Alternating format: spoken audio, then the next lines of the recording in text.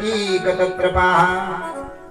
तो इसलिए मनुष्य क्या है, अहंकार को प्राप्त हो गया है। तो अहंकार कि मनुष्य को थोड़ा धन मिल गया तो धन का बल हो जाता है कि मैं धनवान हूँ। धनवानों के कुछ भी पाप कर्म करता है तो क्या होता है, पाप करेगा, अगर दंड की बारी आई तो धन देकर के 10 आदमियों को खरीद लेता है कि तुम मेरी तरफ से झूठी गवाही दे देना, जिसके कारण उसके पाप दब जाते हैं। कोई मनुष्य किसी का गला काट रहा है, कोई मनुष्य किसी की जमीन ले रहा है बलपूर्वक, कोई मनुष्य किसी की जेब काट रहा है, तो यह क्या है, अधर्म कर रहा है। और अधर्म के द्वारा जो धन आ रहा है उस धन से असंतान जो है घर में असंतोष पैदा हो जाता है। धर्म से जो मनुष्य पैसा कमाता है तो धर्म की कमाई में इतना तप है कि उस धर्म से कमाया हुआ पैसा कभी भी व्यर्थ के मार्ग में नहीं जाता है।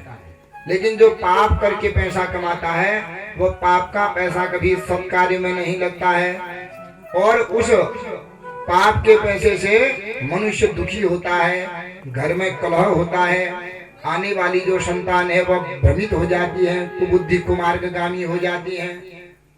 राजन, यह अहंकार ही बड़े बड़े राजाओं को, बड़े बड़े अमलात्मा विमलात्माओं महात्माओं को भी उन्होंने डुबा दिया। दुर्वासा को गर्व था, अहंकार था कि मैं इतना जो है तपस्वी हूँ, अपने श्राप के द्वारा किसी का मेरी ही जो है देवताओं के लिए बलि मेरी ही क्यों जाती है। अजान श्वान ने वो, सिंह ने वो, गज ने वो, चने बचा, अजा पुत्रो बलिम दद्यात् देवो दुर्लभ मानुषात्। महाराज, न मैं किसी का कुछ बिगाड़ती हूँ, न मैं किसी को मारती हूँ, न मैं किसी को कुत्ते की जैसे काटती हूँ, न मैं खूब खाती हूँ, थोड़ा खा करके रह जाती हूँ। महाराज, तो मेरा ही शिरच्छेदन क्यों किया जाता है, मुझे ही क्यों मारा जाता है। तब ब्रह्मा जी क्या कहते हैं, बकरी, तुम्हारे आचार व्यवहार के कारण तुमको नहीं मारा जाता, तुम्हारी वाणी के द्वारा तुम्हें मारा जाता है। क्यों? क्योंकि बकरी मैं करती है, मैं करती है।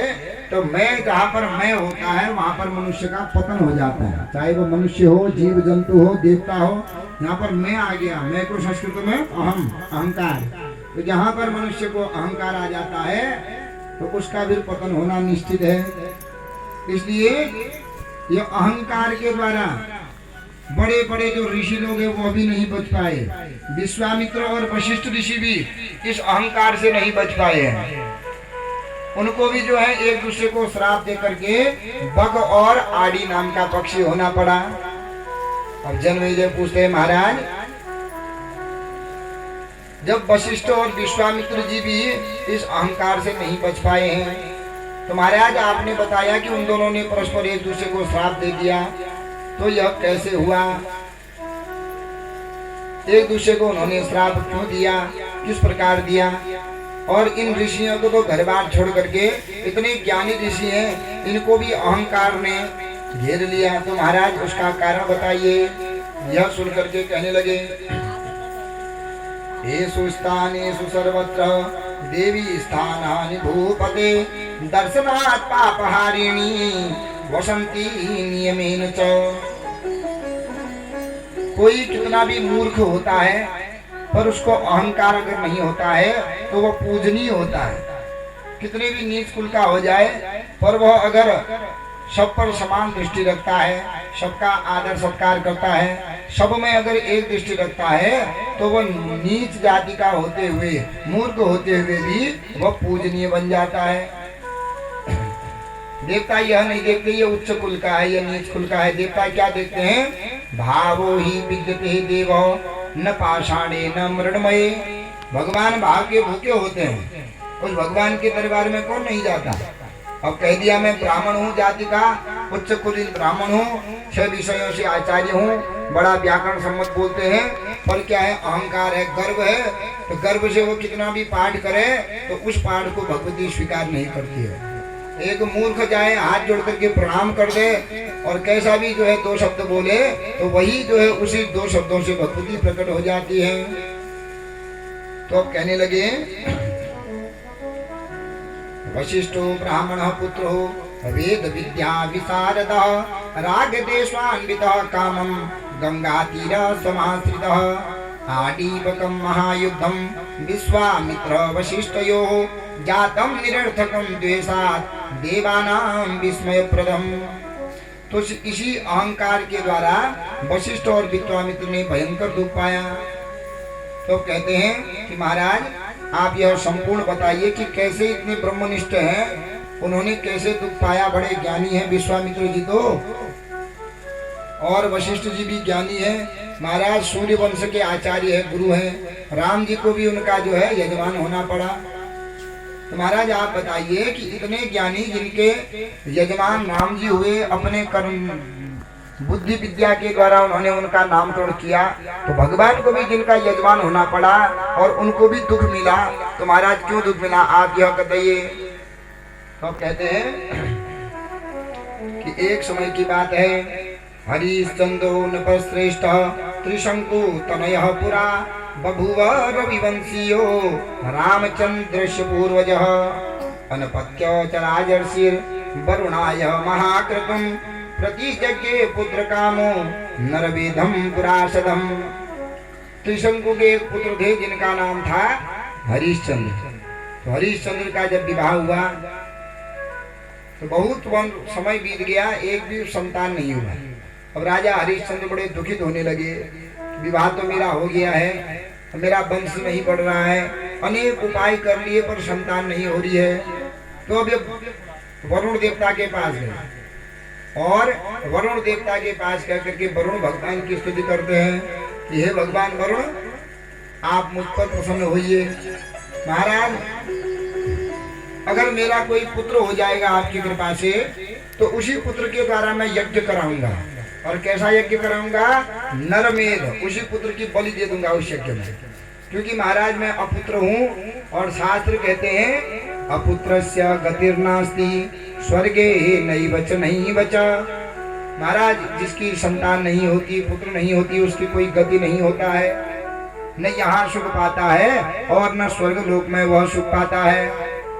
इसलिए महाराज एक पुत्र हो जाए कोई बात नहीं, होकर के पुत्र मर जाए तो फिर जो है जो दोष होता है पुत्र न होने का वो नहीं लगता है। चाहे गर्भवती स्त्री गर्भ में होकर के बालक मर जाए तो वह बंध्या नहीं कही जाती है, क्योंकि भाग्य के अनुसार प्रारब्ध के अनुसार सुख नहीं है तो कोई बात नहीं, पर महाराज एक पुत्र जरूर दे दो। क्योंकि मैं राजा हूँ और सभी लोग कहते हैं जब मैं निकलता हूँ कि है तो ये राजा पर अपुत्री है, और इस अपुत्री से ज्यादा बोलते नहीं है।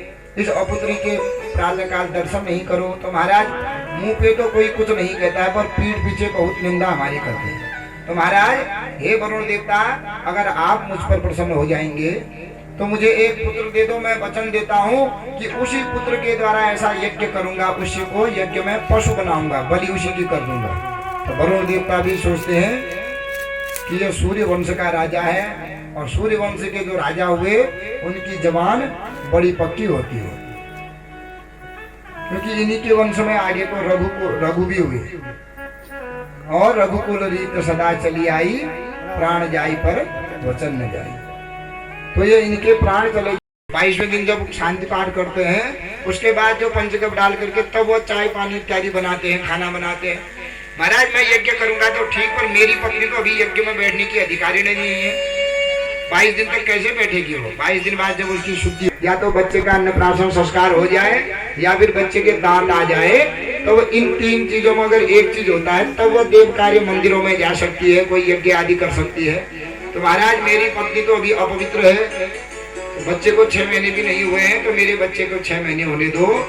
और अभी तो यह केवल दूध पी रहा है, दूध पीने वाले को भी अपवित्र माना गया है, धर्म कर्म से वर्जित है। कम से कम वो अन्न खाने लग जाए, उसके बाद हम आपका यज्ञ करेंगे। वरुण देवता को तर्का करके चला दिया। क्षेत्रज कि अपने कुल में पत्नी जो है अपने से पुत्र नहीं हो रहा है, तो किसी अच्छे कुलीन से अपनी पत्नी से जो है पुत्र जो उत्पन्न कराता है वह क्षेत्रज होता है। कन्या पुत्री का पुत्र अपनी पुत्री के पुत्र को गोद लेकर के वह पुत्री का पुत्र होता है। अपने किसी को गोद लग करके वह भी एक पुत्र होता है, कोई कृणीत होता है खरीद करके पुत्र होता है, कोई कानीन होता है। तो 13 प्रकार के पुत्रों का वर्णन करते हैं। इसलिए राजन, तुमको जो ठीक लगे इन 13 प्रकार के पुत्रों में से एक पुत्र लो और उसके द्वारा यज्ञ करो। तो महाराज आप ही बताइए मैं क्या करूं, मैं रोगी हो गया हूं, न जा सकता हूं न कुछ कर सकता हूं। तो यह सुन करके पुनः कहने लगे, तस्मात् कीर्तम श्रुतम कृत्वा यजस्व मखमुत्तमं द्रव्यम दत्वा यथोदिष्ट मानयस्व द्विजोत्तमः।